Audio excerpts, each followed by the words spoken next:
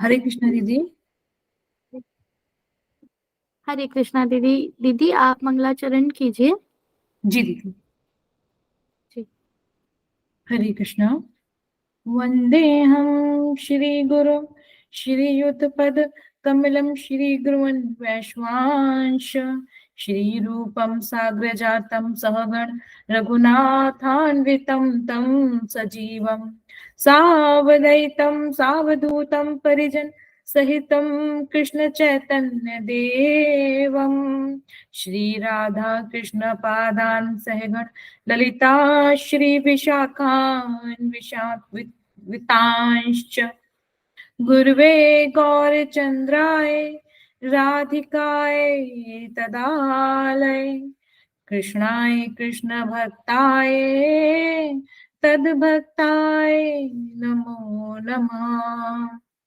ॐ अज्ञानतिमिरान्धस्य ज्ञानाञ्जनशलाकया चक्षुरुन्मीलितं मे तस्मै श्री गुरुवाय नमः। वाञ्छाकल्पतरुभ्यश्च कृपा सिन्धुभ्यैव च पतितानां पावनेभ्यो वैष्णवेभ्यो नमो नमः। हे कृष्ण करुणा सिंधु दीनबंधु जगतपते गोपीश गोपिका कांत राधा कांत नमस्तुते। तप्त कांचन गौरांगी तप्त कांचन गौरांगी राधे वृंदावनेश्वरी। दीदी प्लीज आप सब अपना माइक ऑफ कर लीजिए, मुझे थोड़ा सा डिस्टर्ब हो रहा है। तप्त कांचन गौरांगी राधे वृंदावनेश्वरी विश्वभानु सुते देवी प्रणमामि हरिप्रिये वृंदाय तुलसी देवे प्रियाय केशवशस्य कृष्ण भक्ति प्रदे देवी सत्यवते नमो नमः।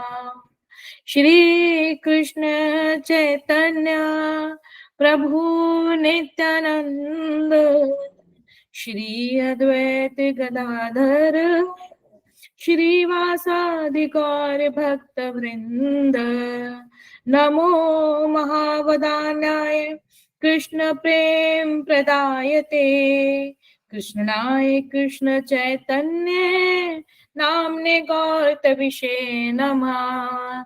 हरे कृष्ण कृष्ण कृष्ण हरे हरे हरे राम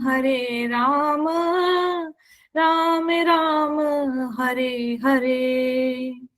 सर्वप्रथम मैं गुरु परंपरा के चरणों में दंडवत प्रणाम करती हूँ, कोटि कोटि भावों की श्रद्धांजलि अर्पित करती हूँ और उसके पश्चात मैं परम गुरुदेव उनके चरणों में भी अपने सभी भावों को अर्पित करते हुए अपनी भावांजलि उनके चरणों में अर्पित करती हूँ।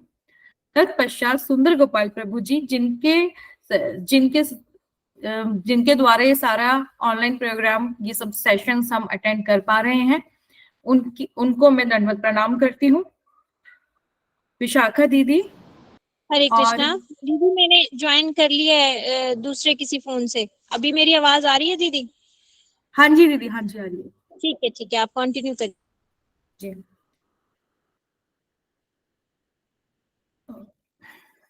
सुंदर गोपाल प्रभु जी, विशाखा दीदी और गहना दीदी को कोटि कोटि दंडवत प्रणाम। सुबल प्रभु जी के चरणों में दंडवत कोटि कोटि प्रणाम और आप सभी श्रोता गणों को बहुत बहुत आभार और बहुत बहुत यथा योग्य दंडवत प्रणाम। और जो जन किसी भी वजह से, किसी भी रीजन से जो यह अनुपस्थित हैं इस सेशन में और यहाँ उपस्थित नहीं हो पाए हैं, उनके चरणों में भी मेरा यथा योग्य दंडवत प्रणाम। आज बहुत सुंदर तिथि है और जैसा कि हम बहुत दिनों से हम योगाचार्य श्री भक्ति विनोद नारायण गोस्वामी जी महाराज की बहुत महिमा मंडन कर रहे हैं, किंतु ये तो ऐसी महिमा है हमारे परम गुरुदेव की कि जो हम पूरा साल भी गाएं और पूरा जीवन भी गाएं तो भी ये खत्म नहीं हो सकती। सारे ही आचार्यों की और सारे गुरुवर्गों की महिमा ही ऐसी है। इनसे हमें बहुत कुछ सीखना है और इनके ही बताए हुए मार्ग पर हमें चलना है। तो आज भक्ति वेदांत श्री नारायण गोस्वामी महाराज की महिमा का और गान करते हुए मैं सबसे पहले स्वागत करती हूँ हमारे विशाखा दीदी का, जो आज उनके महिमा में और कुछ हमें बताएंगी और श्रवण करवाएंगी। दीदी आप हैं? हाँ जी दीदी, हरे कृष्णा। दीदी हरे कृष्ण। दीदी मैं यहाँ पे परिक्रमा में हूँ ना, इसलिए बिल्कुल ध्यान ही नहीं रहा। अभी किया मैंने ज्वाइन लेट, उसके लिए थोड़ा क्षमा चाहती हूँ कि मेरी वजह से थोड़ा प्रोग्राम लेट हो गया। सॉरी दीदी, लेकिन आप ही इंटरप्ट कर रहे थे शायद, तो मुझे बार बार थोड़ा सा बीच में वो नहीं, हो मुझे रहा था। समझ ही नहीं आ रहा था कि कैसे स्टार्ट करूं, तो मुझे लगा चल रहा है तो मैं बीच में। ठीक है दीदी, फिर मैं शुरू करती हूँ। हाँ जी दीदी आप। मंगलाचरण आपने कर ही लिया। गुरु महाराज की जय। नमो विष्णु पदाय रूप पृष्ठाय भूतले श्रीमद् भक्तिवेदांत नारायण गोस्वामी महाराज की जय। श्री रूप श्री सनातन भट्ट रघुनाथ, श्री जी गोपाल भट्टदास रघुनाथ, श्री जी गोपाल भट्टदास रघुनाथ, हे गोसाई कर चरण वंदनीय आयत विघ्नाश विष्णु। श्री कृष्ण चैतन्य प्रभु नित्यानंद, श्री अद्वैत गदाधर श्री सादि गौर भक्तवृंद। हरे कृष्ण कृष्ण कृष्ण हरे हरे, हरे राम राम राम हरे हरे। आज हमारा ये कार्तिक व्रत संपूर्ण हुआ, तो आज मेरा भी सौभाग्य है कि मैं आज परिक्रमा में आई। यहाँ पर सुबह हवन हुआ यहाँ पे हमारे मठ में, और फिर जो कार्तिक की हमारी जो सुंदर गोपाल प्रभु जी की जो परिक्रमा चल रही है वो भी 3-4 दिन की और रह गई। आप लोग में से भी कोई आना चाहे तो जरूर आना यहाँ पर, क्योंकि परिक्रमा भी हमारे गुरु जी का आदेश है। उनकी सेवा होगी यदि हम इन धाम की परिक्रमा करेंगे जैसे वो बोल के गए हैं। तो आपको मेरी आवाज ठीक आ रही है? क्योंकि मैं बहुत ऐसे हॉल में हूँ, कोई प्रॉब्लम तो नहीं आ रही ना? नहीं नहीं दीदी, आप बिल्कुल क्लियर आवाज आ रही है, आप बोलिए। ठीक है ठीक है। हाँ जी, तो बहुत अच्छी आवाज है। ठीक है प्रभु जी, हरे कृष्ण। तो हम जो गुरु जी के गुणावली हमने शुरू की थी, उसमें से हमने अभी पहला पी यानी प्रचार ही शुरू किया था। प्रचार में हमने देखा कि किस तरह से गुरुजी ने मथुरा में फिर विदेश में कितनी मुश्किल उठाते हुए प्रचार किया। लेकिन प्रचार किया किसका, ये हमें समझना होगा। ये हमारे गुरुदेव की अहेतुकी कृपा है हमारे ऊपर कि वो हमारे हृदय में राधा दास्यम का लोभ जगा कर गए। एक बार मेरे ही सामने गुरुजी ने बहुत सारी, हम दीदियां बैठी थी बहुत सारी, उन सबसे पूछा तुम्हें लक्ष्मी जी की सेवा में भेज दूं, तुम्हें सीता जी की सेवा में भेज दूं? उन्होंने सब जगह नहीं किया, नहीं गुरुजी, नहीं गुरुजी। बोले सीता जी की सेवा में जाओगी? बोले नहीं गुरुजी। बोले द्वारका की महिषियां जो हैं रुक्मणी जी की सेवा में भेज दूं तुम्हें, जाओगी? दीदियां बोली नहीं गुरुजी। तो फिर कहाँ जाओगी?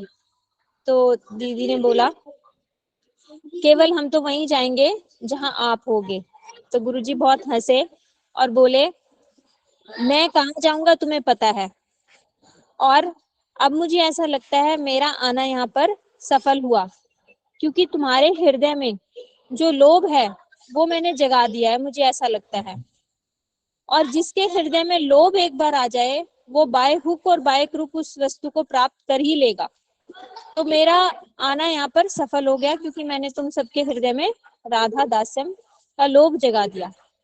तो हमारे गुरुजी की ये विशेषता है कि वो, इससे हम ये समझ सकते हैं जो जिसकी स्वाभाविक वृत्ति होती है वो उसके बारे में बात करे बिना रह ही नहीं सकता। जैसे हम संसार में उदाहरण देख सकते हैं, कोई शराब पीने वाला होगा, वो कैसे ना कैसे करके आपको शराब के बेनिफिट समझा देगा या कुछ भी शराब की बात आपके सामने करेगा ही करेगा।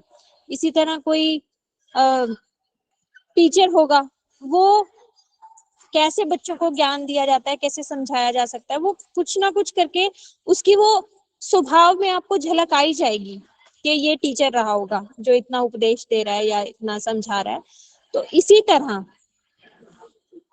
मेरे गुरुदेव जो हैं वो उस जगत से आए और उनका स्वभाव ही है कि वो राधा जी की प्रिय मंजरी हैं। तो उनके स्वभाव में है ये राधा जी की सेवा। तो वो राधा जी की महिमा गाए बिना, राधा जी की महिमा का लोभ जगाए बिना वो रह ही नहीं पाए। उनकी जब हम कथाएं सुनते हैं, प्रत्येक कथा वो वैदिक भक्ति से शुरू करते हुए राधा जी की राधा जी की दासी बनना कितना सर्वश्रेष्ठ है, उसके बारे में समझाए बिना वो उनकी कोई भी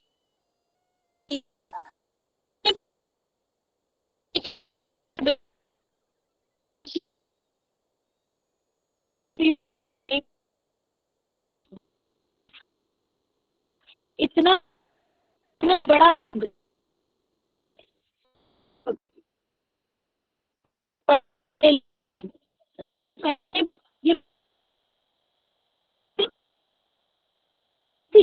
हमारे छोटे बच्चे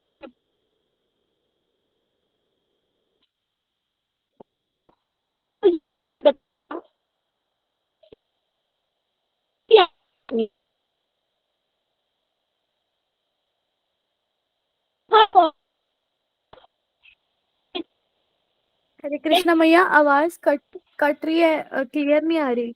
हरे कृष्णा। हो सकता है कुछ नेट की प्रॉब्लम हो बेटा यहाँ पे। अब ठीक है, अब ठीक है, अब ठीक है मैया। हाँ, नेट की प्रॉब्लम हो सकती है, बिल्कुल नेट नहीं है, इसीलिए मैं ओपन में आके बैठी हुई हूँ ताकि थोड़ा सा आ जाए। तो नहीं नहीं, अब ठीक है, बिल्कुल ठीक अगर आज का सत्र अगर बीच में कुछ हुआ ना, गड़बड़ हुई, नहीं आवाज आई, तो मैं एक दिन दोबारा ये ले लूंगी। अपने गुरुजी की महिमा बोले बिना मैं रह ही नहीं सकती, इसलिए चिंता मत करो। जैसी आवाज कटने लगे ना मुझे बता देना। आप लोग जो है जो आपके एक्सपीरियंसेस हैं वो शेयर करना आज के दिन, और मैं दोबारा ये क्लास ले लूंगी। है। जी तो मैया। गुरुजी ने बोला कि पहले गोल फिक्स होना चाहिए, उसके बाद जो जर्नी। तो जैसे इस संसार में पहले हम ये डिसाइड करेंगे कि मैंने आगरा से दिल्ली जाना है या मथुरा जाना है, उसके बाद हम ये डिसाइड करेंगे कि मैंने बाय बस जाना है या बाय ट्रेन जाना है। बाकी संप्रदाय में या और जगह पहले साधन पे बहुत ज्यादा फोकस किया जाता है कि कैसे साधन करूं, लेकिन हमारे गुरुदेव ने ये विशेष, उनकी अनुकंपा है कि हमें सीधा पहले गोल सेट करवाया कि नहीं, गोल हमारा क्या है, राधा दास्यम। तो उसके लिए अब कैसे साधन भजन करना है, अब उस पे तुम फोकस करो। गुरुजी ने बोला कि कहीं और समझौता करना नहीं, इससे नीचे कुछ भी मिले उसमें समझौता करना नहीं। इससे अब हम ये भी समझ सकते हैं कि प्रत्येक जीव का जो स्वरूप है, ये भी गुरुजी बता के गए हैं, वो स्वरूप फिक्स है। ऐसा नहीं है कि संग के प्रभाव से स्वरूप बदल जाएगा, स्वरूप तो फिक्स है।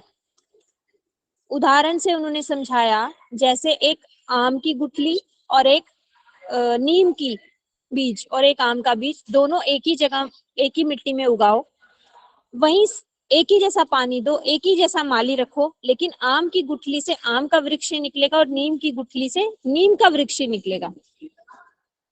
तो हमें पता ही नहीं है हमारा स्वरूप क्या है, और हम अपना गोल सेट कर रहे हैं कि हाँ राधा दासी बनना है।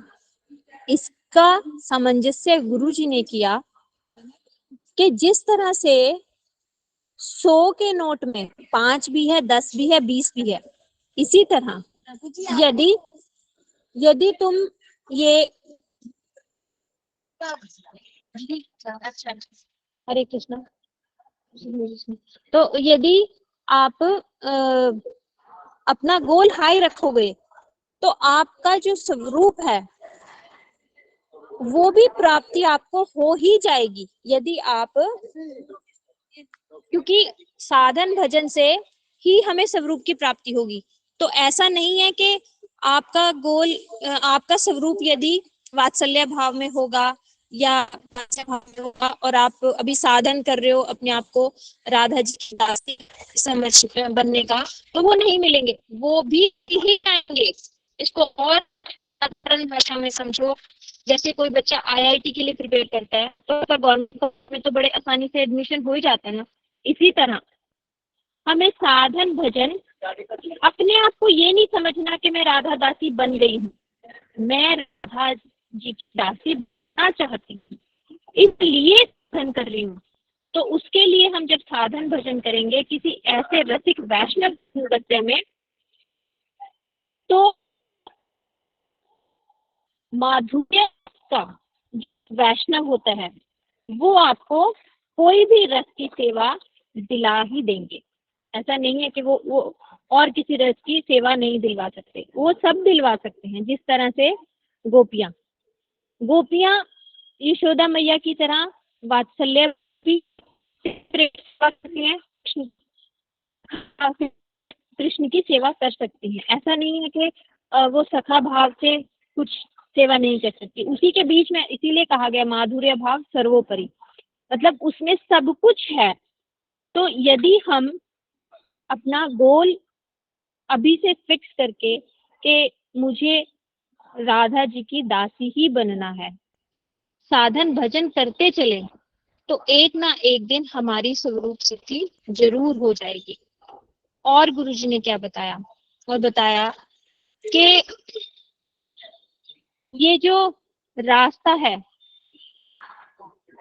ये रास्ता कृपा साध्य है, साधन साध्य नहीं है, कृपा साध्य है। तो कृपा कैसे मिलेगी? कृपा बैठे रहने से तो मिलेगी नहीं। उसके बारे में गुरुजी ने इतना अच्छे से समझाया। दो न्याय होते हैं, एक मार्जरी न्याय और एक बिल्ली न्याय और एक बंदर न्याय, ऐसे समझो। जैसे बिल्ली जो होती है वो अपने बच्चे को मुंह से पकड़ लेती है और बच्चा पूर्ण तरह से शरणागत हो जाता है, वो बिल्कुल कुछ भी एफर्ट्स नहीं करता और बिल्ली उसको लेके जाती है इधर से जहां वो चल पड़ता है। और दूसरा बंदर का बच्चा खुद से पकड़ता है अपने को। यदि बंदर का माँ छूटे तो वो माँ उसे पलट के भी नहीं देखती, मतलब वो सारा एफर्ट्स वो कर रहा है क्या। तो इसमें हमें ये शास्त्र में दो न्याय दिए गए हैं। तो गुरुजी ने बताया न्याय, गुरु जी की कृपा भी होगी उनके, लेकिन अपने एफर्ट्स भी करने हैं। कृपा का मतलब नहीं सोच लेना कि अब हम बैठे हैं, जब ठाकुर जी का बुलावा आए, जी का बुलावा जाए तो नहीं, एफर्ट्स अपनी तरफ से करने हैं, प्रार्थना करनी है और साथ तो कृपा आएगी। तो इस तरह से ये हमें क्लियर समझाया कि ये रास्ता कैसे कृपा साध्य है। और समझाया कि जैसे एक व्यक्ति कोई कुएं में गिर गया तो ऊपर से रस्सी फेंकी गई, तो नीचे वाला यदि वो रस्सी को पकड़ेगा ही नहीं तो ऊपर वाला खींचेगा कैसे। तो ऊपर वाला खींचने वाला भी जरूरी है और नीचे वाला पकड़ने वाला भी जरूरी है। यदि उसने कस के पकड़ लिया तो ऊपर वाला उसे खींच लेगा। तो इस तरह से साधन भजन होना चाहिए। और गुरुजी ने क्या समझाया कि ब्रज की भक्ति ही सर्वोपरि है। क्यों? क्योंकि जितना अधिक प्रेम उतनी अधिक वशीभूतता। तो केवल और केवल ब्रजवासियों के प्रेम में ही ठाकुर जी बंधे हुए हैं और उन्हें ही ठाकुर जी ने बोला है न पारे हम, मतलब मैं तुम्हारा ऋण नहीं चुका सकता। बाकी सबको किसी को बोला नहीं ठाकुर जी ने, ऐसा क्या किया उन्होंने जो उनको बोला कि मैं तुम्हारा ऋण नहीं चुका सकता। उन्होंने इतनी सेवा की, इतनी प्रेममयी सेवा करी कि ठाकुर जी हाथ जोड़कर सामने खड़े होते हैं कि मुझे अंदर प्रवेश करने दो। तो ऐसी ऐसी जो लीलाएं सुनाई ब्रज की, इन सब लीलाओं को सुनकर हृदय में स्वाभाविक ही एक लोभ आया कि क्यों ना मैं भी ऐसी किसी वैष्णव के अनुगत्य में वहां सेवा करूं। ऐसी मधुर रसमयी कथाएं भी सुनाई गुरुजी ने, और माधुर्य कादंबनी जैसा, जैव धर्म जैसा तत्व ग्रंथ भी समझाया। गुरुजी ने ही बताया कि रस का एक महल होता है, लेकिन तत्व की नींव होती है। जितनी गहरी नींव डालोगे उतना ऊंचा महल खड़ा कर सकते हो। तुमने नींव ठीक से बनाई नहीं और उसके ऊपर तुमने 2-3 मंजिला घर खड़ा कर लिया, हल्का सा कोई भूकंप का झटका आया, धड़ाम से गिरेगा वो घर, धराशायी हो जाएगा।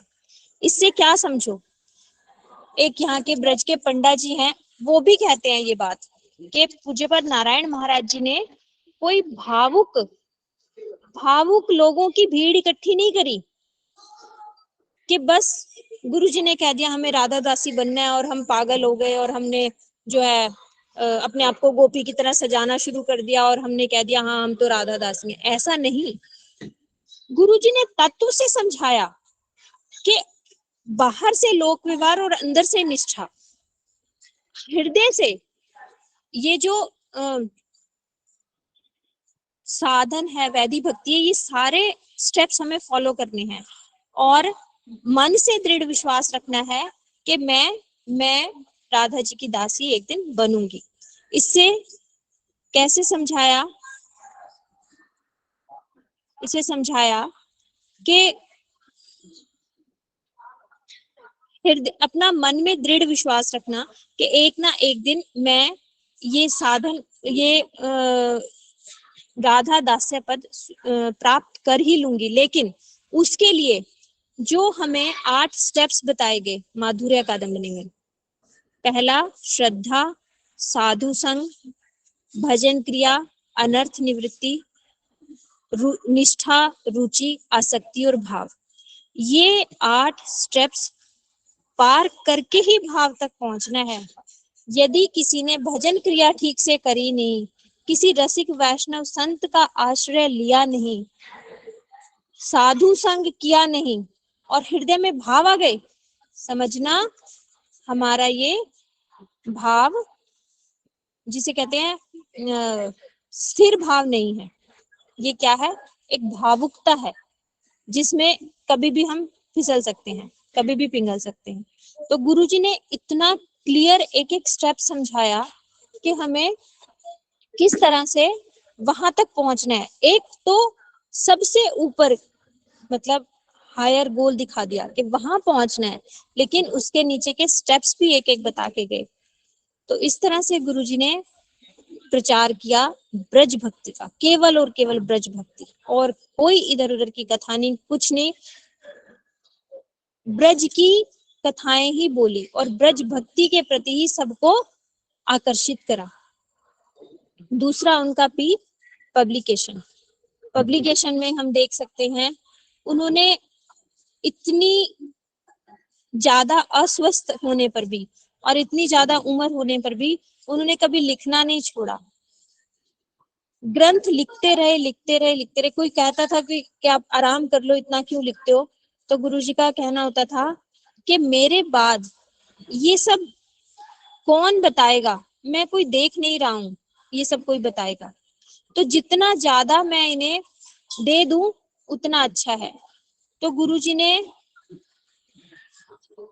बहुत सारे ग्रंथों का ट्रांसलेशन किया, वो भी हिंदी, स्पेशली हिंदी भाषी लोगों के लिए तो गुरुजी की बहुत कृपा है, क्योंकि हमारे सभी ग्रंथ ज्यादातर बंगला भाषा में थे। क्योंकि हमारे जो गोस्वामी वर्ग हुए हैं वो बंगाल में हुए, चैतन्य महाप्रभु बंगाल में हुए, तो हमारे ग्रंथ सारे बंगला भाषा में लिखे हुए थे।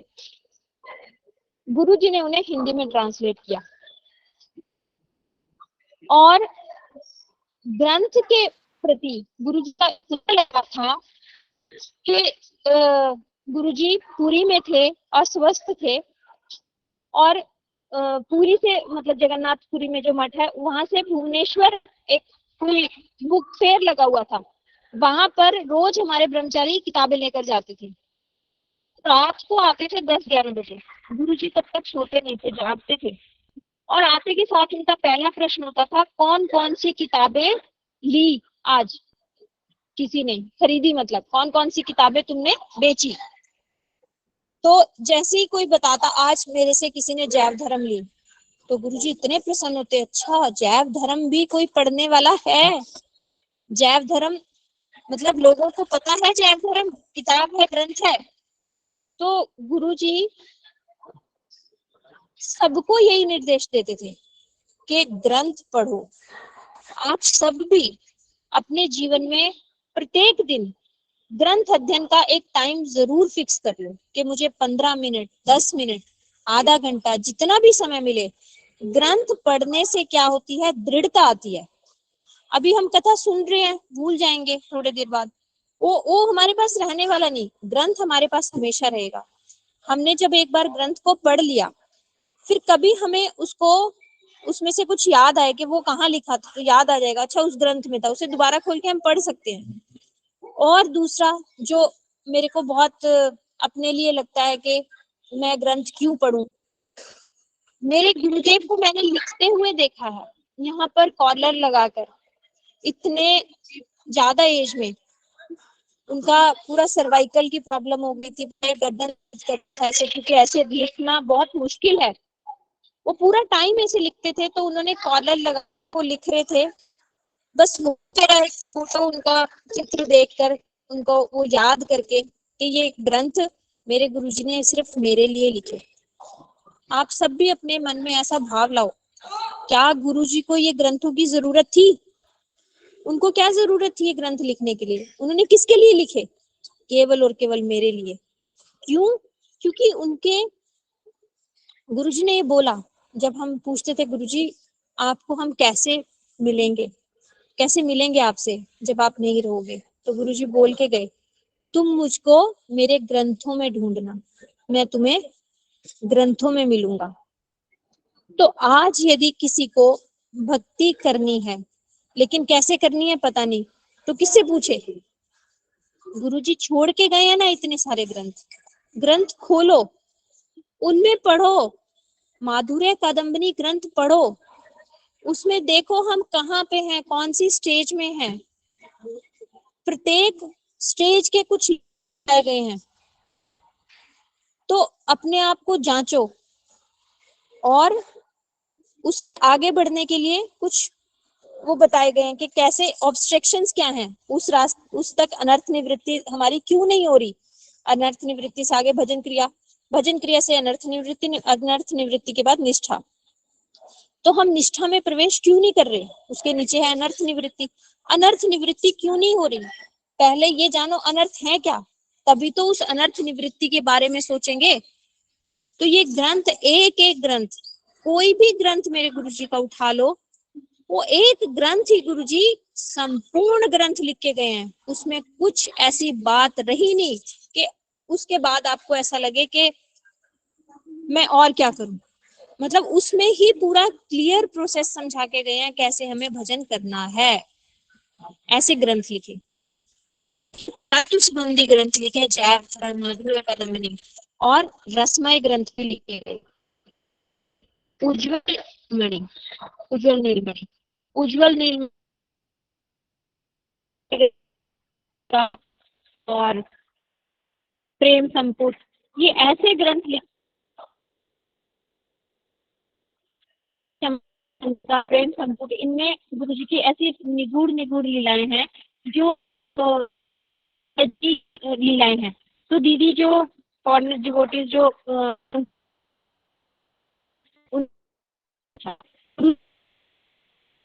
ग्रंथ सभी लोगों के लिए हैं।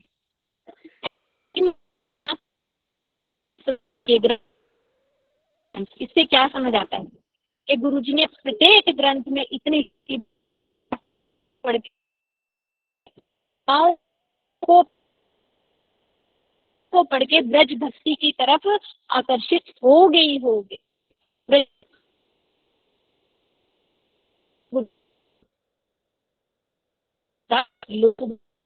गुरुजी प्रत्येक ग्रंथ से वो लोग जगा सकते हैं।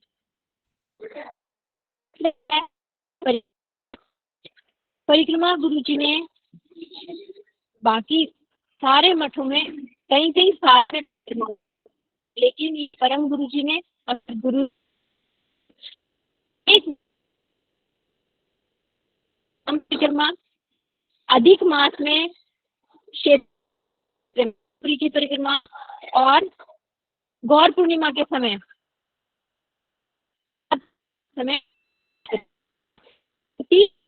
मास प्रति वर्ष होगी। अधिक मास में यानी 3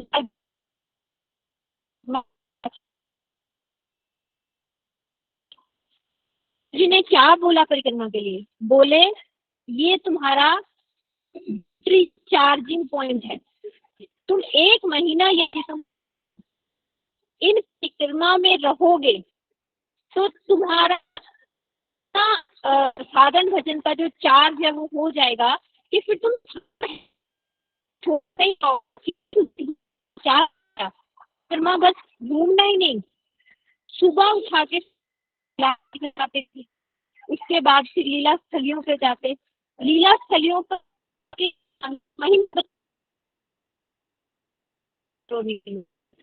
जब आप उस लीला स्थली पर बैठकर वहां का महत्व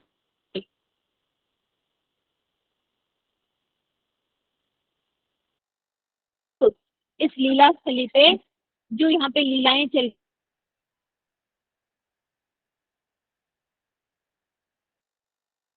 परिक्रमा हमेशा साधु वैष्णवों के अनुगत्य में करनी चाहिए। घूमना मत, लेकिन हम यदि साधु अनुगत वैष्णवों के अनुगत्य में परिक्रमा करते हैं, हम वृत्तियां उन लीला स्थलियों शुरू किया और गुरुजी किसी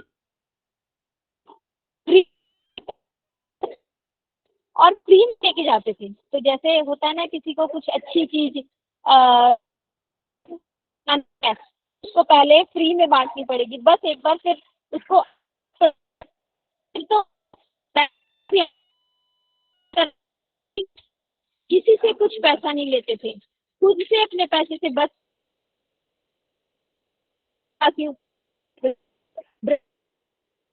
लेकिन उनको भी वो लीला स्थलियों का महत्व नहीं पता था।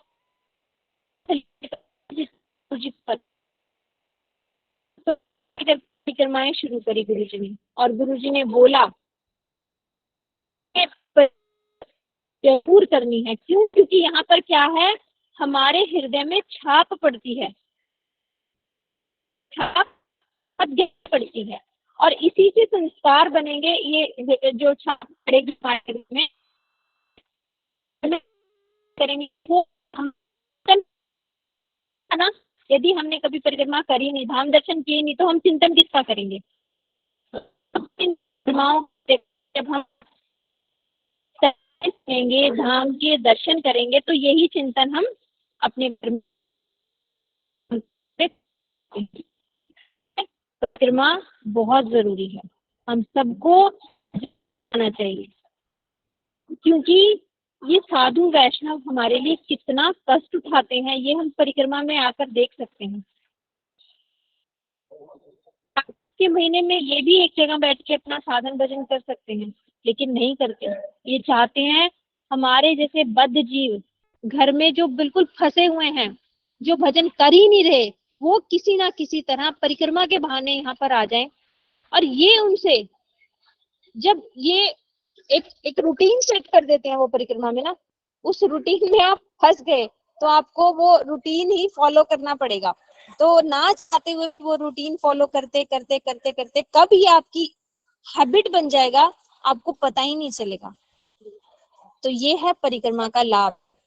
कि जैसे गुरुजी बताते थे कि किसी बच्चे के पेट में कीड़े हो गए तो उसकी माँ उसको कड़वी दवाई मुंह में डालती है, बच्चा खाना नहीं चाहता लेकिन वो जबरदस्ती डाल देती है, और क्योंकि उसकी माँ को पता है कि इसका स्वास्थ्य ठीक होगा। तो इसी तरह ये गुरु वैष्णव हमें जबरदस्ती इस शेड्यूल में एक बार एंटर करवा देते हैं और फिर धीरे धीरे धीरे धीरे हमारी वो आदत बन जाती है, फिर हमसे वो छूटता नहीं। यहाँ पर जब धाम में हम मंगला आरती के लिए उठेंगे 1 महीना, तो उसके बाद अगले महीने कैसे नींद आएगी? हमारा मंगला आरती के लिए लोग आ ही जाएगा ना कि अरे आज भी मैं मंगल आरती करी। जब यहाँ पर सारा दिन घूमते घूमते हमने 1 लाख हरिनाम कर लिया, तो घर जाके कैसे छूटेगा? घर जाके भी आएगा ना, अरे तब भी मैंने कर लिया था, अभी भी मैं कैसे तरह कर ही लूं। तो ये सब जो है हमें आदत बनाने के लिए परिक्रमा में आना बहुत जरूरी है। गुरुजी ने परिक्रमा की महत्व को समझाया। ब्रजमंडल परिक्रमा किताब निकाली, नवदीप परिक्रमा एक किताब निकाली। इस तरह से हम जो नहीं आ पा रहे घर में रह के, वो ग्रंथ अध्ययन करें और मानसिक रूप से परिक्रमा में रहना चाहिए हम लोगों को।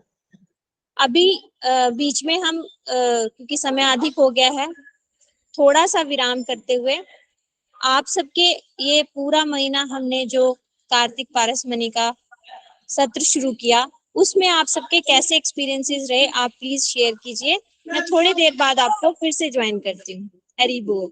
आप सबसे पहले कौन अपने एक्सपीरियंस बताना चाहेगा? दीदी आप गौरप्रिया बेटा जो हैंड रेज करे, आप उनको अनम्यूट करके दीदी स्टार्ट अभी कर दें। प्रिया दीदी नहीं है, मैं हूँ अभी यहाँ पे, तो ओके निशा दीदी आप देख लीजिए कौन हैंड रेज कर रहा है जी और जी एक एक का। जी। मैं भी हूँ दीदी। हरे अच्छा आप कृष्णा। हो दीदी, ठीक है। हरे हरे कृष्णा। कृष्ण दीदी, सॉरी दीदी, मुझे लगा कि हरे शायद कृष्णा। प्रिया आपने मैसेज किया था। अ, हाँ जी दीदी, आप अनुराधा दीदी आपने हैंड रेज किया है, आप प्लीज बताइए। हरे कृष्णा दीदी, दंडवत प्रणाम। हरे कृष्णा दीदी, दंडवत। दीदी सबसे पहले मैं अपने गुरुदेव भक्तिवेदांत श्रीधर महाराज जी के चरणों में प्रणाम करती हूँ और फिर अपने परम गुरुदेव भक्तिवेदांत श्री नारायण गोसाई महाराज जी के चरणों में। मैं सबसे पहले अपनी लाइफ का ही एक्सपीरियंस बताऊंगी कि कैसे मेरी लाइफ बदली है अब इन वैष्णवों के और अब इस परंपरा में आकर गुरुदेव के चरणाश्रित होकर। दुख दुख ही नहीं लगता, ऐसे लगता है कि हम अपनी अलग ही दुनिया में आ चुके हैं। फिर कुछ दिन ऐसा सौभाग्य हुआ मेरा कि मैं विशाखा दीदी के बिल्कुल पड़ोस में ही उसी सेक्टर में आई, तो मुझे विशाखा दीदी का संग 1 साल लगातार मिला। 1 डेढ़ साल लगातार हम 1 घंटे के लिए जाते दोपहर को और कथा कहते। हरे फिर किसी कृष्णा दीदी, कारणवश इस सत्र से आपको क्या लाभ हुआ? ये जो हमने दीदी सत्र चलाया इसके बारे में बताइए। दीदी दीदी वही बता रही हूँ, मैं वही आ रही हूँ। उसके बाद किसी कारण से मुझे सेक्टर छोड़ना पड़ा, तो मुझे बड़ा दुख हुआ कि कैसे मैं संग करूंगी। तो उसी दौरान जब मैं यहाँ आई तो हमारी ऑनलाइन क्लास चली। ऑनलाइन क्लास चली तो तब हमें लगा ही नहीं कि हम वैष्णवों से दूर हैं और किसी उनके संग से दूर हैं। हमें जो विशाखा दीदी के साथ रहकर और जो दूर रहकर हमें संग नहीं मिल पा रहा, उससे अच्छा संग मुझे हम सभी को इस सत्र में रहकर, इन क्लासों में रहकर ही मिला है। हम जो और सबसे बड़ी बात, मैं तो फिर भी 3-4 साल से इस सत्र में हूँ, लेकिन अब जब मैं कथा सुनती हूँ अपने नए-नए स्पीकरों की, तो मुझे लगता है कि मैं तो बहुत पीछे हूँ। इतने अच्छे से और नए लोग इतने अच्छे से कथा कहते हैं, इतनी डीपली बातें बताते हैं जो हमारे भी अनटच में है। तो जो मोतियाँ हम नहीं चुन पाते, हमसे कुछ मोती रह जाते हैं, वो कुछ और नए स्पीकर सुनकर जो हमें सुनाते हैं और हमें इतने आसानी से बताते हैं। तो वह सुंदर गोपाल प्रभु जी की बड़ी अनुकंपा है और हमारी सभी सखियों की बड़ी अनुकंपा है कि हम साथ मिलकर इस गहरे समुद्र में डुबकी मार-मार के अच्छे-अच्छे मोती लाते हैं। तो दीदी बहुत-बहुत हम पर कृपा है कि हम इस सत्र से जुड़ पाए। हरे कृष्णा दीदी, दंडवत प्रणाम। हरे कृष्णा। और किसी का जिससे भी इस कार्तिक पारसमणि की कुछ क्लासेस भी अगर सुनी है और आपको लगा कि हमने क्या सुना, हमें बहुत अच्छा लगा, या जो भी कोई इम्प्रूवमेंट भी हो, कुछ भी हो, आप विमला दीदी का हैंड रेज है। हरे कृष्णा। विमला दीदी आप बताइए। हरे कृष्णा दीदी, दंडवत प्रणाम। हरे कृष्णा। मैं तो ये सुन के ही ये गुरु जी का नाम और कार्तिक मास पारसमणि सुन के भावुक हो जाती हूँ कि कहाँ क्या बोलें और क्या ना बोलें। ये इतना मतलब विशाल है हमारा ये ज्ञान, ये गुरु जी की जो कृपा आप लोगों ने की है कार्तिक मास में, और विशाखा दीदी के और सुंदरपाल प्रभु के और आपके और बाकी दीदियों के। मैं तो कहती हूँ, मैं इतना ऋण आपने चढ़ा दिया कि तो उतारना बहुत मुश्किल है। रामायण में भगवान सीता जी माँ कहते हैं कि हम हनुमान जी ने हमारी इतनी सेवा की, इतनी कृपा की है कि हम और ऋणी नहीं हो सकते, सीते हम और ऋणी नहीं हो सकते। तो मुझे वही भाव आ रहा है कि मैंने तो इतना मतलब आज तक जितनी भी परिक्रमा की है, सब सुना है, सब ज्ञान भी है, लेकिन जो मुझे इस वर्ष कार्तिक मास अटेंड करके एक एक दिन फटाफट वेट करते थे कि कब आने वाले समय कोई उस समय कोई ऐसा काम ना आ जाए, जल्दी जल्दी करो, जल्दी जल्दी करो। कभी लेट हो भी जाते थे, कभी कुछ।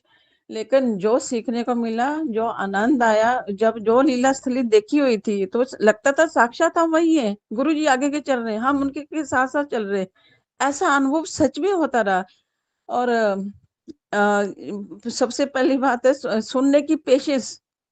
फिर सुनने का, जैसे सामने गुरुजी बोलते थे स्टेज पे और हम बैठते थे, पिन ड्रॉप साइलेंस, हाल फुल होता था, सीढ़ियों तक, छतों पे सब लोग, इतना मतलब सुनने का उत्साह बढ़ता था। तो वैसा ही मतलब सुनने को मिला कार्तिक मास में, जब दीदियां प्रभु जी सब बोले, विशाखा दीदी बोले, सब बोले, आप बोले, ईशा दीदी, कोई भी बोले, तो मन लगता था कि बस ये बोलते जाएं और हम सुनते जाएं। इतना अच्छा मतलब वही दृश्य आंखों के सामने आए। दूसरा, बोलने का थोड़ा समझ भी आई है कि मैंने तो फर्स्ट टाइम कैमरा के सामने बोला है इतने सालों में। और मुझे ये लगता है कि कितनी बार बोला है, और लगता है पता नहीं बोल पाऊंगी कि नहीं बोलूंगी। लेकिन सबने, दीदी ने, सबने, आपने, विशाखा दीदी, बहुत उत्साहवर्धन किया हमारा कि मैं तुच्छ प्राणी, निष्कित प्राणी, कि मैं भी कुछ बोल सकी माइक के आगे। बहुत अच्छा लगा। और जो बोला हुआ है वो कभी भूलेगा नहीं, मुझे ऐसे लगता है। और जो आप सबसे सुना है वो भी हमेशा याद रहेगा। और सबसे पहले सुंदर ग्वाल प्रभु जी और आप सबकी मैं कैसे मतलब वही होता है, कैसे ऋण उतारूंगे कि यदि हम ट्रेवल कर रहे हैं तो बस में मोबाइल ऑन करो, कथा सुन लो। अगर हम हॉस्पिटल में बेड पे हैं तो मोबाइल ऑन करो, सुन लो। अगर हम किसी ने कहा नहीं मुझे अभी खाना चाहिए, किचन में काम करना है, तो चपाती बनाओ, साथ में कथा सुनो। और खुद बीमार है, कुछ है, तो मोबाइल ऑन करो, कथा सुन लो। मतलब कोई भी ऐसी जगह नहीं है जहाँ पे हमें कथा सुनने को नहीं मिली। इसका श्रेय किसको है? हमें तो खुद शर्म आती है कि हम कुछ भी नहीं कर पा रहे। सुनने के लिए थाली परोसी जाती है, हलवा गरम गरम मिलता थाली में, तो हम फिर भी कहते हैं हाय हमें ये है, हाय हमें ये है। तो सुनने को खुद भी शर्म आती थी बोलते हुए। तो मतलब ये कितनी बड़ी व्यवस्था है, मेरे हमारे गुरु जी की कृपा, आप सब दीदियों की कृपा। और जो जो कार्तिक मास पारसमणि के साथ और कृष्णा की, और जो भी टीम का, एक छोटे से बड़े से जितने भी हैं सभी, मेरे डिवोटी, मेरे गुरु भाई बहन, भक्त दीदियां, प्रभु जी, सबके चरणों में कोटि कोटि दंडवत प्रणाम करते हुए मैं भावुक हो रही हूँ कि मैं कैसे आभार प्रकट करूं। मेरे पास शब्द नहीं है कि घर बैठे भी इतनी अच्छी व्यवस्था मिलना दुर्लभ है, कठिन है। कि कहते कितने लोग जब मठों में जाते, बसों में जाते, टाइम पे पहुंचते नहीं, तकलीफें होती। तो हमें घर बैठे हुए आपने हमें इतने अच्छा समझाया, पढ़ाया, और ऐसा लगता है कि जैसे माँ छोटे बच्चे की उंगली पकड़ के उसको रास्ता दिखा, नहीं इधर से चल, इधर से पानी है, इधर से टोकर रख, इधर से चली, ऐसे आपने हमें उंगली पकड़ पकड़ आगे चलना सिखाया। और सच में इस बुढ़ापा हमारा तर गया, मुझे इतना अच्छा लगा। मैं कैसे शब्द को न करूं कि आपका आभार प्रकट हो। धन्यवाद सभी दीदियों को, गुरु जी के चरणों में, गुरु परंपरा, संपूर्ण गुरु परंपरा के चरणों में, और सभी वैष्णव के चरणों में मेरा कोटि कोटि धन्यवाद प्रणाम। मैं भावुक हो जाती हूँ बोलने में। मुझसे कोई त्रुटि हो, गलती हो तो मुझे क्षमा करें। सुबह मैं कभी कभी मतलब हुआ ही नहीं कि हम कभी इतने ब्रह्म मुहूर्त में रेगुलर एक मंथ जागे हों, कभी भी नहीं। कभी कुछ होता था, कभी कुछ, कभी कुछ, कभी कुछ का। अब सबकी, आपकी सबकी कृपा, आप सबका आशीर्वाद, और सबकी मतलब इतनी अच्छी व्यवस्था हमें करती थी। कभी 3 बजे नींद खुल रही है, 4 तो नहीं बज गए, 4:30 तो नहीं बज गए, कभी लेट भी होते थे। लेकिन बहुत अच्छा लगा, बहुत कैसे बीत गया कार्तिक मास, 1 महीना कैसे बीत गया पता भी नहीं चला। और इतना सुंदर लग रहा है कि आज लगता है आज समाप्ति है, आज कैसे है। दीप दान करने से, हर चीज मतलब कथा सुनने से, हरि नाम करने से, और सबके कुसुम दीदी, पुष्पा दीदी, गहना दीदी, निशा दीदी, किसका नाम, राखी दीदी, सब दीदियों का मैं तहे दिल से बहुत बहुत आभारी हूँ, और सबके चरणों में कोटि कोटि धन करो, और चरणों के, अपने चरणों की धूल रज मेरी तरफ थोड़ी सी डाल दे, मुझ पे कृपा करें कि मैं ऐसे ही है बस भक्ति में, जो रस्सी पकड़ी है, जो ये आपने डोर पकड़ाई है, बस ये छूटे ना, बस ये छूटे, ये मैं आपके चरणों में प्रार्थना करती हूँ। इतना बोल के अपनी वाणी को विराम करती हूँ। मुझसे कोई भूल चूक हो क्षमा हो, मैं अपराधी हूँ, मेरे से क्षमा हो, मुझे जरूर क्षमा करिए, और दंडवत प्रणाम, आपके चरणों में बारंबार प्रणाम। हरे कृष्ण दीदी, दंडवत प्रणाम। हरे कृष्णा दीदी, आपका ये सब इतना सुन के ही जो है ना हमारे अंदर उत्साह आ जाता है। आप सब लोगों की सहयोग से ये संभव हो पाता है। अगर आप लोग सुनने के लिए नहीं आओगे तो ये प्रोग्राम कैसे चलेगा, ये सत्र कैसे चलेगा ना। तो आपके ऊपर तो विशेष कृपा है गुरुदेव की। ये मेरी गुरु बहन है, जम्मू से है ये दीदी, और गुरुजी इनके घर में जाके रुकते थे। इन्होंने तो इतना संग किया है गुरुजी का। तो ये दीदी भाववश ऐसा बोल रही हैं कि हमारी वजह से ऐसा हो रहा है। ये दीदी की हमारे ऊपर कृपा है कि दीदी हमारे साथ जुड़ी हुई हैं और हमारे इस परिवार का हिस्सा है। हरी बोल दीदी आपको। हाँ दीदी, एक एक चीज मैं यहाँ करेक्शन करूँ, गुरु जी हमारे घर में नहीं, हमारी सिटी में रहते थे, हमारे पास में आके रहते थे, हम गुरु जी से 24 घंटे वहीं उन्हीं के पास रहते थे। इतनी सेवा की हुई है गुरु जी की। पर थोड़ा हमारा घर इतना नहीं है, पर पास में रहते थे, जो जिनके हमारे साथ में, जहाँ हमारा बट है जम्मू में, वहां रहते थे, हम वहीं पे उन पे रहते थे। पर सेवा गुरु जी की मैं क्या कर सकती हूँ दीदी, अब मुझे अब पता चला कि गुरु सेवा क्या होती है। गुरु जी सामने बैठे हुए, दीदी एक मिनट आपको थोड़ा सा लूंगी टाइम। गुरु जी कोई आता हमें मिलने के लिए, तो गुरु जी बैठे कुछ कथा करते, बोलते कहते जो मैं बोलूंगा वो लिखो। फिर मैं कहती गुरु जी आपके गले में माला नहीं है, आपका घर सुना सुना गला सुना। गुरु जी मुझे कहते देखो मैंने कंठी तो पहनी है। तो मतलब इतना अच्छा लगता है, इतना से गुरु जी का संग मिला, मुझे पता ही था कि इतनी महिमा है गुरु की। तब हमें पता ही था, हम बुद्धू थे। और गुरु जी कहते कि कार्तिक मास में चाहे जो भी हो, 1 या 2 दिन के लिए आप वृंदावन जरूर आना। तो मैं गुरु जी को बोलते हैं गुरु जी अच्छा जी, आप बुलाओगे तो हम जरूर आएंगे। मतलब इतनी बुद्धू थी मैं, आप बताओ ना, मुझे हमें वृंदावन का पता था ना गोवर्धन का पता था, क्या से क्या थे, कहाँ मिले और कैसे हुआ, सब गुरु जी की कृपा। और उससे बड़ी कृपा अब हुई जो आपकी महिमा से, आपने गुरु जी की महिमा इतनी गाई है, इतना सुनाई, और सब भक्तों के मुख से सब कुछ सुना और बहुत अच्छा लगा। और बस मैं ये लगती है बहुत अच्छा लगा। मेरे फिर धन्यवाद प्रणाम करती हूँ। मैं जल्दी जल्दी में कुछ बोल जाती हूँ तो मुझसे गलती हो तो क्षमा करिए। और आप आए हुए मुझे सुन के आपका स्वागत है वृंदावन में दीदी। मैं जरूर प्रयास करूंगी आपसे मिलने के लिए। मुझे अभी पता चला कि आप आ गए हैं। धन्यवाद प्रणाम दीदी। हरे कृष्णा दीदी। हरे कृष्णा दीदी, आपको दंडवत प्रणाम।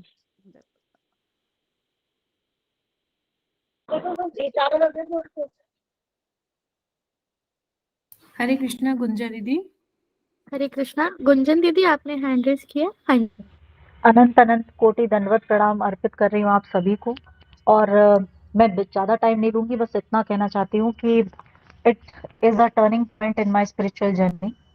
क्योंकि बड़ी दीदी ने जैसा बोला था कि प्रयास करो कि धाम आओ और दीक्षा लो, गुरु दीक्षा। यू वोंट बिलीव कि मैं कई सालों से अपने पेरेंट्स के संग आ रही हूँ वृंदावन धाम में, लेकिन केवल और केवल इस संग करने से ही मेरे ऊपर इतनी आयतों की कृपा हुई है कि मैं आज गुरु दीक्षा लेके आई हूँ, हवन अटेंड करके आई हूँ महाराज जी से। और महाराज जी ने खुद भी ये बात एडमिट करी है कि हाँ तुम्हारे एक बार ज्वाइन करने के बाद हुई है गुरु। तो अब आप समझ लीजिए कि इट इज अ टर्निंग। और बाकी जो फीलिंगफुल बातें हैं, जो सोलफुल मैंने फील किया, वो हम वर्ड्स में नहीं बता सकते हैं अभी। तो अनंत अनंत अनंत कोटि कोटि दंडवत प्रणाम अर्पित कर रही हूँ। Thank you so much. Hari बोल दीदी आपके लिए। अच्छा, आप पहुंच गए हो धाम। हरी बोल। हमारे साथ और कौन है आगे?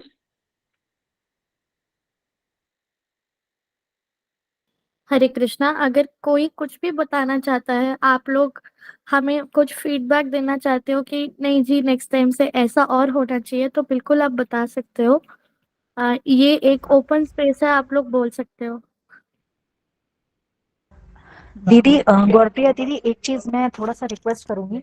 आप जी। लोग लीला लीला बहुत अच्छी बोलते हैं, मतलब मैंने इस चीज को फील किया है कि ऐसा आप लोग आपकी जो स्पीचेस हैं वो इतनी ज्यादा एन्चेंटिंग होती है कि ऐसा लगता है जैसे फ्लैश कर रही हैं चीजें सामने। तो वो लीला वाली जो क्लासेस होती है ना, वो थोड़ा सा एक्सटेंडेड हो या और ज्यादा इंक्लूड कर सकें तो मेरी एक हम्बल रिक्वेस्ट है। Thank you so much. धन्यवाद प्रणाम। जी दीदी, हम बिल्कुल कोशिश करेंगे। अ, मेरे को, हरे कृष्णा मैया, मेरे को थोड़ी देर में, मतलब थोड़ी देर लीव करना पड़ेगा। बस मैं जाने से पहले एक बात बोलना चाहती हूँ यहाँ पे।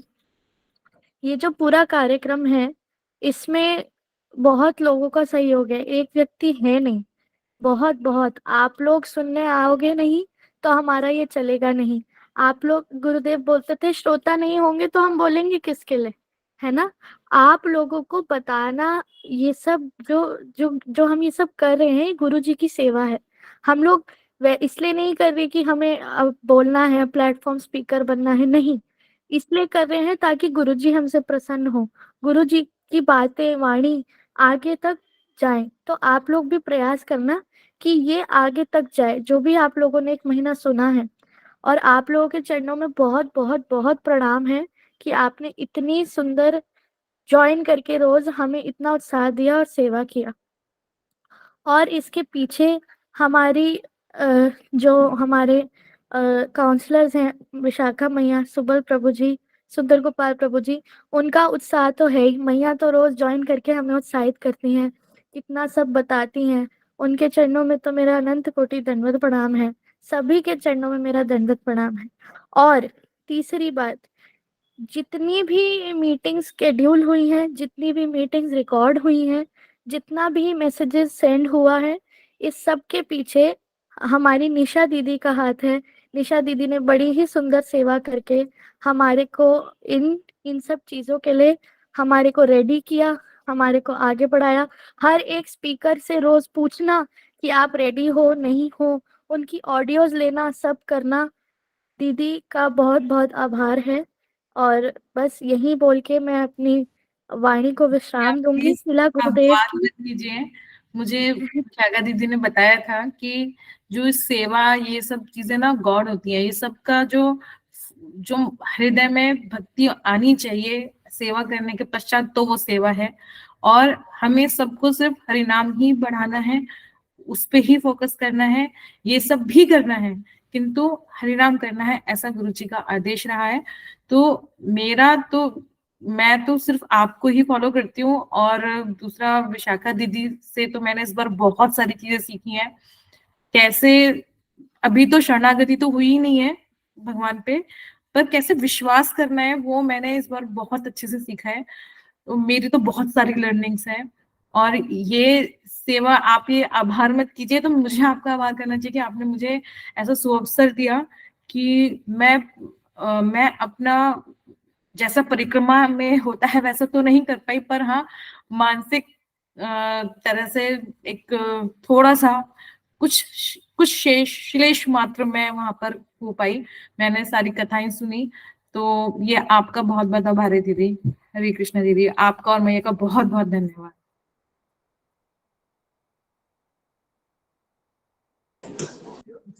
हरे कृष्णा। आप सबका बहुत बहुत धन्यवाद, जो आपने इतना समय दिया प्रतिदिन। ये साधारण बात नहीं है, प्रतिदिन समय निकालना। ये केवल गुरुजी की अहेतु की कृपा ही है आप सबके ऊपर, जो आपने अपने समय का सदुपयोग आप सब कर पाए।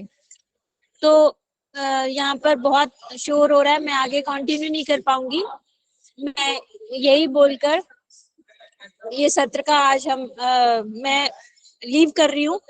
आप में से कोई भजन करना चाहे तो आज हम भजन के साथ इसका मधुर मधुर एंड नहीं बोल पा रही हूँ मैं कि हम समापन एंड में नहीं बोल पा रही, क्योंकि मैं चाहती हूँ नहीं ये दीदी, समापन आज नहीं है, चलता समापन रहे। नहीं है तो हम, हाँ, ये तो विश्राम चलता है रहेगा। कुछ के लिए। बिल्कुल बिल्कुल, इसलिए मैं यही जी। चाहूंगी कि ये ऐसे सत्र हमारे चलते रहें, क्योंकि इससे हमें भी बहुत कुछ सीखने को मिलता है। कोई किसी तरह से कुछ कथा को परिवेशन करता है और कोई किसी भी तरह से, तो हमें बहुत कुछ सुनने को मिलता है इसमें। तो आप सब ऐसे ही उत्साह के साथ इसमें भाग लेते रहना। और मैं यहीं पे लीव कर रही हूँ। यदि कोई भजन अगर गाना चाहे तो आप भजन करवा के ये सत्र का विराम कर देना। जी दीदी हरे जी। कृष्ण। अच्छा कर हरे करुणे श्री कृष्ण कृपा दीदी। सिंधु प्रभुचे पतितानां पावनेभ्यो वैष्णवेभ्यो नमः। हरे कृष्ण दीदी, दंडवत प्रणाम।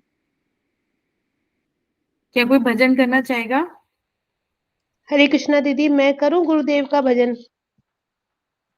कौन है ये पहले बताइए, नाम बताइए अनुराधा दीदी। हाँ जी अनुराधा दीदी दीदी। जी। हाँ जी दीदी दीदी पूछिए। एक मिनट में जरा ढूंढ लूं। एक मिनट दीदी। सत्यम प्रभु जी, आप कुछ बोलना चाहते हैं या भजन करना चाहते हैं? हरे कृष्ण सत्यम प्रभु जी। हरे कृष्ण माता जी, दंडवत प्रणाम।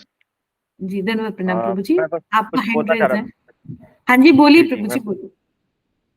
माता जी, मैं ज़्यादा ये क्लास तो नहीं कर पाया, आप सभी के माध्यम से बस 1 महीने से ही जुड़ा हुआ हूँ और सभी को मेरा दंडवत प्रणाम। और बस मैं यही कहना चाहूँगा कि ये क्लास जो है कभी भी मतलब एंड ना हो, मतलब आगे जो राम कथा जो आपने बताया था जैसा भी, तो वो आगे कंटिन्यू करते रहिएगा, क्योंकि काफ़ी अच्छी लगी और जितना भी क्लास था मैं इसको इतना इंटरेस्ट पूर्वक सुना, मतलब जितना आज तक कोई क्लास नहीं किया, मतलब इस्कॉन में भी इतना अच्छे से क्लास नहीं किया जितना अच्छे से ये क्लास हुई है। तो आप सभी को बहुत बहुत धन्यवाद और इसी तरह से क्लास करते रहिएगा। बाकी पहले तो मैं गुरु का महत्व उतना अच्छे से नहीं समझ पाता था, लेकिन जब मेरे को 2 टॉपिक दिया गया बोलने के लिए और निशा, इसलिए निशा माता जी से हमेशा बीच में बात होती रहती थी, तो कैसे करें क्या करें ये चीज़ नहीं समझ आता था, तो निशा माता जी और 3-4 माता जी ने हेल्प किया, मेरे को समझ में आया। और फिर 2 टॉपिक को उतना अच्छे से समझा ना पाने के कारण भी फिर भी मैं समझा पाया, तो उसके लिए आप सभी माताओं को बहुत बहुत धन्यवाद। और इसको यूट्यूब पे भी डालते रहिएगा माता जी। मैं बस यही चाहता हूँ कि जिससे कि कभी-कभी मैं कंपनी में होता हूँ तो आगे मतलब मेरे को कुछ क्या कहते हैं, मतलब उस टाइम पे अगर ना आ पाऊँ तो मैं कभी भी सुन सकता हूँ। तो हाँ कृपया जी प्रभु इसको जी, यूट्यूब पे सारी ही डालते रिकॉर्डिंग्स रहिएगा। हमारी, सारे रिकॉर्डिंग सारे सेशंस की हम यूट्यूब पे जी, डालते हैं और जल्दी से जल्दी हम इसके लिंक्स भी शेयर करेंगे ग्रुप्स में और आप तक पहुंच जी, जाएगा एनी हाउ। जी माता। तो एक और एक अनाउंसमेंट है आप सभी के लिए। नेक्स्ट मंथ से, अभी डेट नहीं डिसाइड हुआ है, पर जैसा कि सुबल प्रभु जी ने भी पिछले 1-2 सेशंस में अनाउंस किया है, तो एक ना हम राम कथा का 1 माह का सत्र रख रहे हैं, तो जिसमें कि सिर्फ आधा घंटा 4 या 5 दिन जैसे भी अभी होगा, अभी उसकी रूपरेखा थोड़ा सा निर्धारित नहीं हुई है, तो आधा या 40 मिनट्स के लिए, 30 टू 40 50 मिनट्स के लिए हम एक सेशन रखेंगे जिसमें राम कथा श्रवण करेंगे सुबल प्रभु जी के द्वारा। और आपके कोई भी प्रश्न हो या आपके द्वारा कोई आप कोई कथा करना चाहें तो आप उसमें कर सकते हैं कुछ एक निर्धारित समय में। तो ऐसा अभी कुछ हम प्लान कर रहे हैं। तो आप सभी, इसमें बस एक ही कंडीशन है प्रभु जी की, जो कि प्रचार से रिलेटेड है, क्योंकि प्रभु जी चाहते हैं कि आप इसमें ज्यादा से ज्यादा लोग जुड़े, नए लोग भी आए। तो जो भी इसमें ज्वाइन करें वो अपने साथ 2 नए लोगों को ज्वाइन करवाएं। तो उसके लिए आप मुझे अपना अपना जो भी नाम भेज सकते हैं, जो भी इच्छुक हो वो इस ग्रुप में ऐड हो सकते हैं। और अपने साथ कृपया प्रयास कीजिए कि कुछ लोग जुड़े। इसका कोई ऐसा निर्धारित संख्या नहीं है कि 1 या 2 ही जोड़ना है, अधिक जुड़ते हैं तो अधिक जुड़िए, 1 जुड़ते हैं तो 1 जुड़िए, लेकिन जुड़िए, जोड़िए। तो ये उनका मेन उद्देश्य है सुबल प्रभु जी का। तो बस ये अनाउंसमेंट है। अब इसके पश्चात विक्रम प्रभु जी, आप कुछ कहना चाहते हैं या भजन करना चाहते हैं? हरे कृष्ण माता जी, दंडवत प्रणाम। हरे कृष्ण प्रभु जी। माता जी, मैं मार्च वाले से ही जुड़ा हुआ हूँ। जुड़ मतलब इतना कंसिस्टेंट नहीं था, लेकिन जी माला वगैरह और ये कार्तिक महीने में हम कंसिस्टेंट रहे हैं। तो हालांकि क्लासेस वगैरह मैंने बहुत कम जो रिकॉर्डेड 1 2 3 सुनी है, और मैं मतलब मार्च से तो वो ज्वाइन हुआ था। और मैं गुरु महाराज जी से उनके वो मॉर्निंग वाले जो लेक्चर आते हैं ना, गौड़िया रास मित्र ऐसे उसमें वो सुन लेता था। तो माता जी, हमारा प्रश्न था, हम पुनः फिर से और थोड़ा कंसिस्टेंट होना चाहते थे। तो अपने जो इवनिंग वाले लेक्चर होते हैं वो यही होते हैं ना, और तो न कोई क्लासेस चलती है? एक प्रश्न तो ये था। और विशाखा माता जी इसी सेशन में आती है ना? ये प्रश्न था हमारा। विशाखा और दीदी। सुबल सुबल प्रभु जी भी उस टाइम जब हम एक मार्च वाले में लेते थे ना, तब वो सुबल प्रभु जी और वो विशाखा माता जी आती थी इवनिंग क्लास में। अच्छा, आप मार्च वाले सेशन में कृष्ण की और ग्रुप से जुड़े हुए थे आप? फिर वो जुलाई और मार्च एक हो गया था बाद में, जी है जी ना। जी, मैं और समझ। उसमें 52 या 40 क्लासेस चली थी, उसमें हम हाँ टू जी। 25 तक तो कंसिस्टेंट रहे थे। फिर जी थोड़ा, है ना, वो थोड़ा हट गया, कोई एग्जाम वगैरह और हमारी जी लापरवाही की वजह से। लेकिन थोड़ा जी ऐसे माला वाला में कनेक्ट रहे, तो जी। ऐसा था। लेकिन थोड़ा बहुत हमने सीखा और हम वापस पुनः जुड़ना चाहते थे, तो हम पूछना प्रभु चाहते, जी, भाई क्लासेस यही चलती है ना। मैं मैं समझ जयपुर से गई। हूँ, जयपुर से हूँ। हाँ जी, हाँ जी, मैं समझ गई। आप एक अभी गीता शास्त्री कोर्स का एक चल रहा है अभी ग्रुप, तो आप उसमें ज्वाइन कर सकते हैं। और उसमें अभी एक ग्रुप में सुबह सब प्रभु जी क्लासेस ले रहे हैं, और एक ग्रुप में एक और हमारे प्रभु जी हैं, श्री राधा रमन प्रभु जी, वो क्लासेस ले रहे हैं, वो अभी शुरू हुई हैं। तो आप उसमें ज्वाइन कर सकते हैं, जिससे कि आपकी जो ये कंटिन्यूटी बनी रहे। और आपके जो भी प्रश्न हो, आप वहाँ पे जो हमारे सीनियर काउंसलर्स हैं उनसे पूछ सकते हैं। विशाखा दीदी भी दोनों ग्रुप्स में है, तो ऐसा कोई आपको उनका भी जो मार्गदर्शन है वो भी प्राप्त होता रहेगा। अब वो गीता वाला जो सेशन है उसके लिए अंदर कैसे ज्वाइन होना है माता जी, वो जो सुबल प्रभु वाला है? आपके पास किसका नंबर है, कांटेक्ट नंबर? आप मैसेज कर दीजिए। कॉन्टैक्ट नंबर जितेश विशाखा प्रभु दीदी का का। है, जितेश प्रभु का। हाँ जी, आप उनको मैसेज कर दीजिए। जी जी, या विशाखा माता जी को कर देंगे। हाँ जी, आप किसी को भी मैसेज कर दीजिए। तो वो अभी तो सब ब्रज को वहां पे 84 कोर्स में बिजी होंगे परिक्रमा में, तो जी जी। एक दो दिन में जब भी वो देखेंगे आपको ज्वाइन करवा देंगे। ठीक है प्रभु हरे जी। कृष्ण माता जी, हरे कृष्ण हरे माता जी, कृष्णा दंडवत दीदी, प्रणाम। दंडवत प्रणाम। अनुराधा दीदी। हरे कृष्ण दीदी। हाँ जी हरे दीदी। हाँ जी। मैं कहती हूँ जब तक अनुराधा दीदी आती तब तक मैं ट्राई करूँ भजन कुछ बोलने का। हाँ जी दीदी, आप करिए। मैं बोलूंगी गुरुदेव जी की वंदना करती हूँ, ठीक है। और मेरे को ज्यादा बोलना आता नहीं, गाना भी नहीं आता है, सिर्फ गुरु जी के चरणों में सेवा थोड़ी देना चाहती हूँ। तो मेरे से कोई त्रुटियां हो तो मुझे क्षमा करिए। हरे कृष्णा, दंडवत प्रणाम सबको। पांचाम कल्पतरुभ्यश्च कृपा सिन्धुभ्यः च पतितानां पावनेभ्यो वैष्णवेभ्यो नमः। श्री कृष्ण लीला कथने सुदक्ष औदार्य मधुरे गुणेश युक्तम परम पुरुषम पिता परमात्मा नारायण तमाम शीर्षा नमामि। हरे कृष्णा। गुरुदेव दया करके मुझको अपना लेना, गुरुदेव कृपा करके मुझको अपना लेना। मैं शरण पड़ा तेरी चरणों में जगा देना, गुरुदेव दया करके मुझको अपना लेना। करुणा निधि नाम तेरा, करुणा बरसाओ तुम, सोए हुए भाग्य को हे नाथ जगाओ तुम, गुरुदेव दया करके मुझको अपना लेना। मेरी नाव बाबर डोले उसे पार लगा देना, तुम सुख के सागर हो भक्ति के सहारे हो, मेरे मन में समाए हो, मुझे प्राणों से प्यारे हो।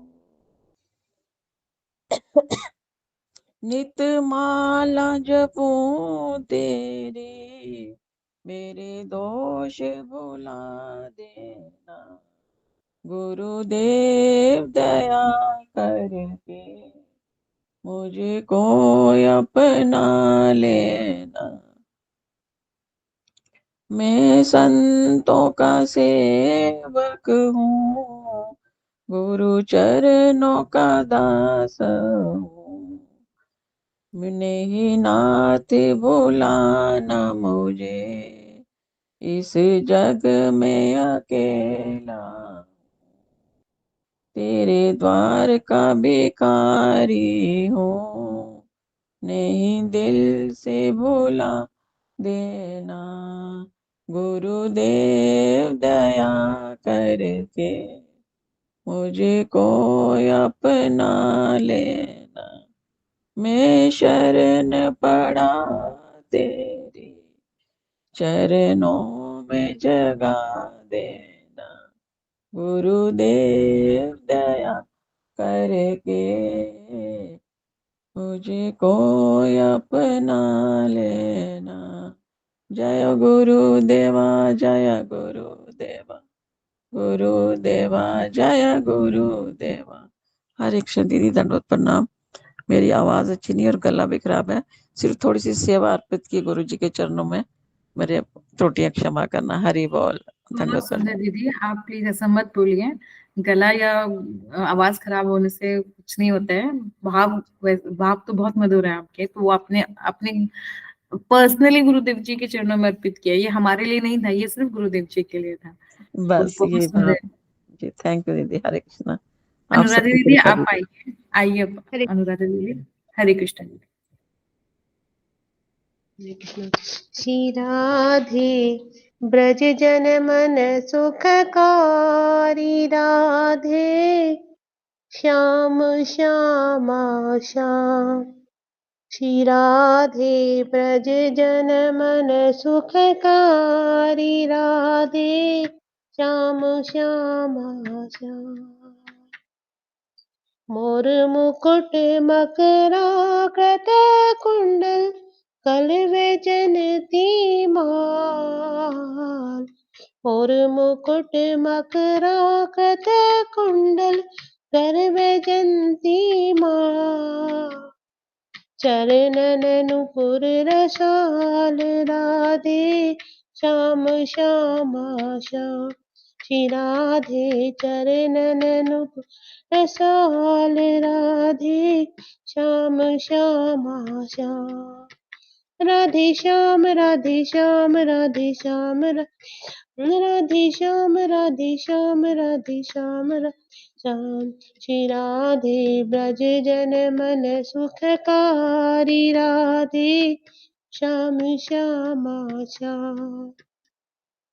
सुंदर बदन कमल दल लोचन, बांकी चितवन हारी। सुंदर बदन कमल दल लोचन, बांकी चितवन हारी। मोहन बन बिहारी, राधे श्याम श्यामा श्याम। श्री राधे मोहन बन बिहारी, राधे श्याम श्यामा श्याम। राधे श्याम राधे श्याम राधे श्याम राधे श्याम। राधे श्याम राधे श्याम राधे श्याम राधे श्याम। श्री राधे ब्रज जन मन सुखकारी, राधे श्याम श्यामा श्याम। वृंदावन में धेनु चराए, वृंदावन में धेनु चराए, गोपी जन मन हारी। वृंदावन में धेनु चराए, गोपी जन मन हारी। श्री गोवर्धन धारी, राधे श्याम श्यामा श्याम। राधे श्री गोवर्धन धारी, राधे श्याम श्यामा श्याम। राधे ब्रज जन मन सुखकारी, राधे श्याम श्यामा श्याम। राधे श्याम राधे श्याम राधे श्याम राधे श्याम। राधे श्याम राधे श्याम राधे श्याम राधे श्याम। राधा कृष्ण मिले अब तो, गौर रूप अवतारी। राधा कृष्ण मिले अब तो, गौर रूप अवतारी।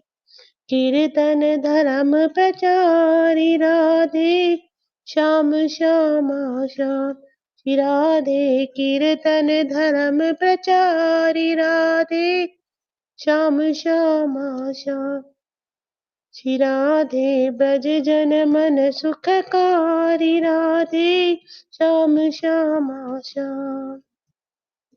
तुम बिन और न कोई जग में, तुम बिन मेरे और न कोई, नाम रूप अवतारी।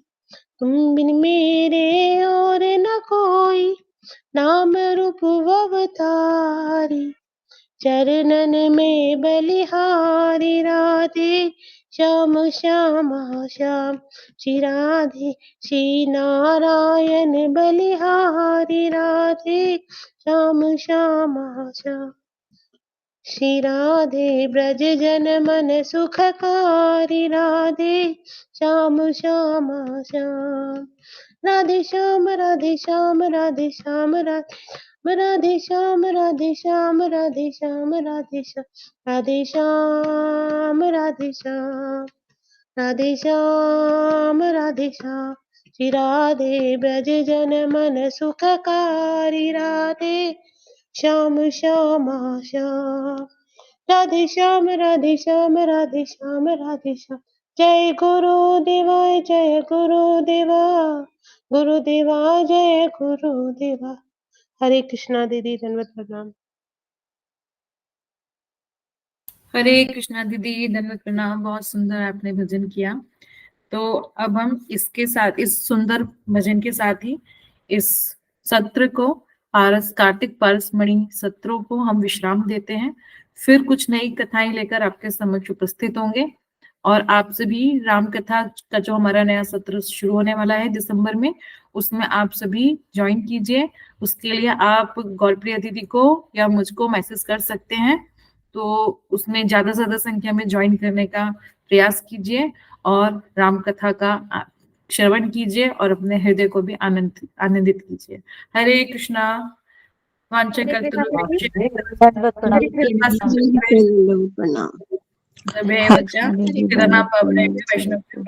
हरे कृष्णा दीदी, दंडवत प्रणाम। हरे कृष्णा दीदी, आप डाल दोगे लिंक? हरे कृष्णा, दंडवत प्रणाम दीदी। दीदी हरे कृष्ण।